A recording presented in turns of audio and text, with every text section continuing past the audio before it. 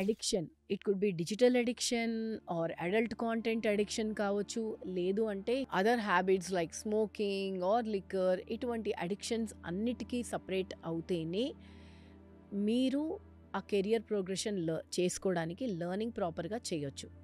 వీటిని కనుక మీరు అవాయిడ్ చేయాలి అనుకుంటే we're coming up with a video on అసలు అడిక్షన్ ఎందుకు వస్తుంది, ఆ డోపమైన్ రిలీజ్ ఎలా అవుతుంది, డిజిటల్ అడిక్షన్ ఎలా అవాయిడ్ చేయొచ్చు, ఇటువంటి కాంటెంట్ కూడా మన ఛానల్లో రిలీజ్ చేస్తాం.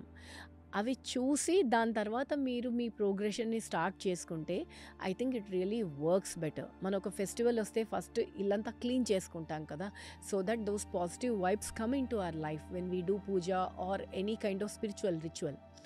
సో ఇది కూడా అంతే. Learning is something related to spirituality. మనం నేర్చుకునేది మన కెరియర్ ప్రోగ్రెషన్ కూడా. సో ఇటువంటి ట్రాష్ని పక్కకి తీసేస్తే కానీ మన ప్రోగ్రెషన్ రైట్ వేలో వెళ్ళదు. Hope you understand and take care.